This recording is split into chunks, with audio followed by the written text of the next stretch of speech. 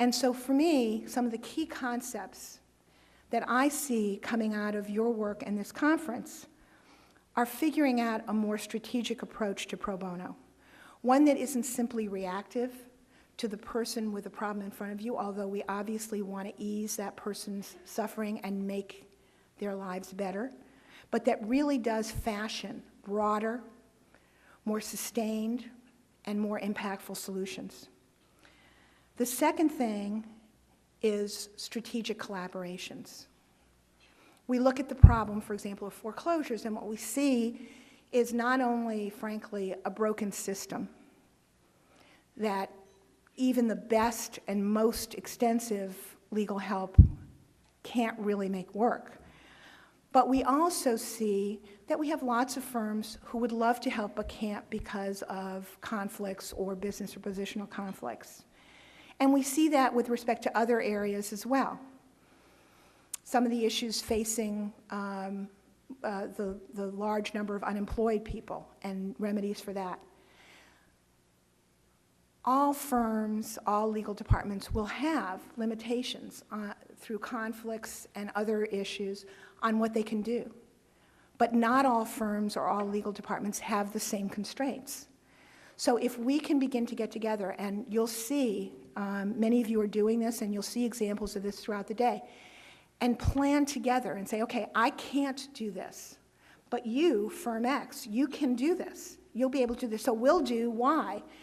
And together, we'll try to craft something that really does address the range of desperately needed legal help in our community. But we won't do it in isolation. We won't do it reactively. We'll actually work together collaboratively to make that happen.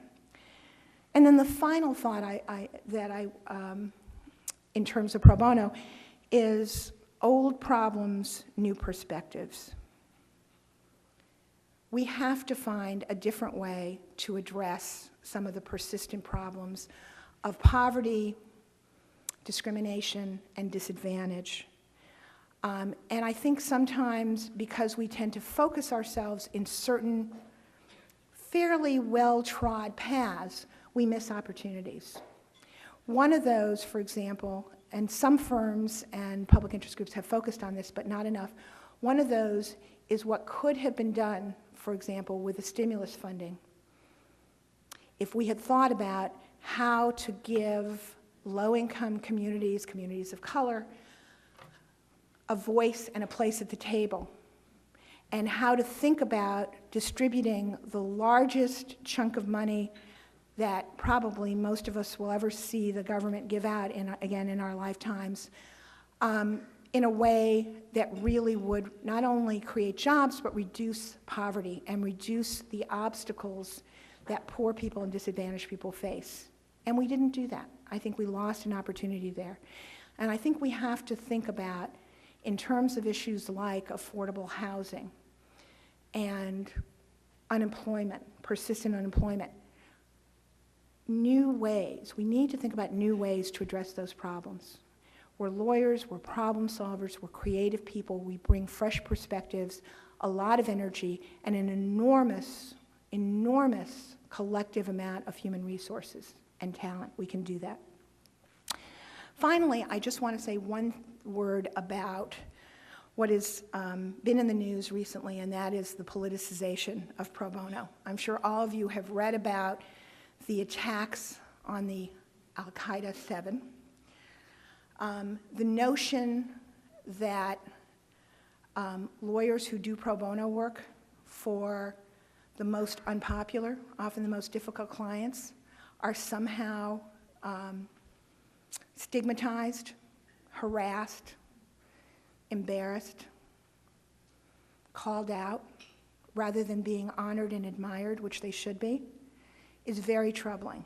I will tell you, as people know, I think our honoree tonight at the reception, our recipient of the Zeeland Award, is Brackett Dennison, who's the general counsel of GE. This issue of major law firms representing Guantanamo detainees came up a number of years ago when an official at the Department of Defense, himself embarrassingly a lawyer, went on the news and called out the names of all the firms who were representing Guantanamo detainees, of which there are many, I'm proud to say, and said, and said he wondered what their corporate clients thought about that and whether they should really be supporting and working with firms who represented these horrible people. Brackett Denniston decided that he was so appalled by this that he actually issued a personal statement. And the Association of General Counsel as an organization issued a statement saying that pro bono was a fundamental core value of the legal profession and that what these lawyers were doing was worthy of praise and not condemnation. And I think it's important that we continue to say that as often and as loudly as we can. Pro bono is not about politics. It is about justice and the rule of law. Your work is more important than ever before. We hope that the seminar discussions and the interactions are a springboard for new projects, new ideas, new collaborations, renewed energy, and the beginning of another great year for pro bono. Thank you.